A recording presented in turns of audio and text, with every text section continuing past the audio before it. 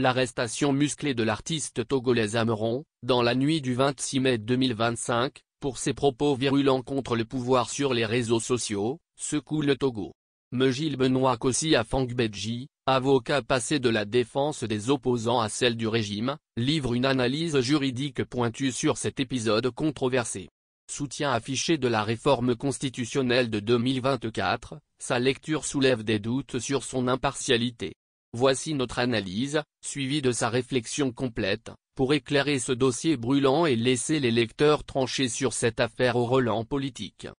Mejile Benoît Afang-Bedji, dans son analyse publiée sur alerte24.com, décortique avec une précision d'horloger le cadre légal togolais, s'appuyant sur les articles 290, 298 et 301 du Code pénal de 2015 pour justifier l'arrestation d'Ameron, accusé de diffamation et d'injure publique envers le président du Conseil.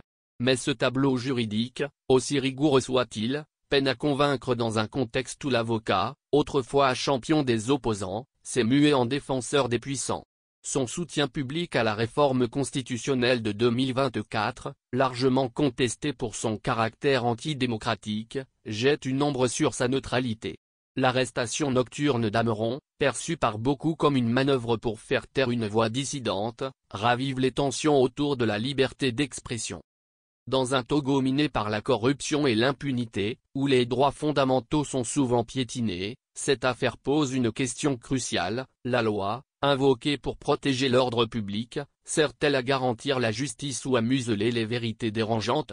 À vous, lecteurs, de juger si l'interpellation d'Ameron est une application légitime du droit ou un abus visant à étouffer un artiste qui, selon beaucoup, n'a fait qu'exprimer des vérités criantes sur la gouvernance togolaise. Bonne lecture.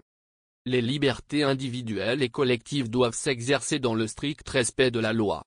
Par Mejile Benoît Kossi Afang-Bedji. Introduction. L'histoire des sociétés humaines révèle que les libertés, si chèrement conquises, peuvent devenir elles-mêmes un danger lorsqu'elles sont exercées sans limite.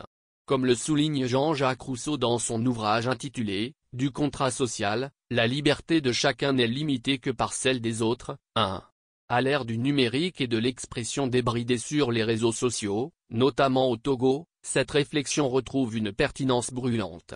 En effet, la prolifération de discours diffamatoires, injurieux voire menaçants à l'endroit des institutions publiques, des citoyens entre eux, pose la question du cadre juridique d'exercice des libertés fondamentales.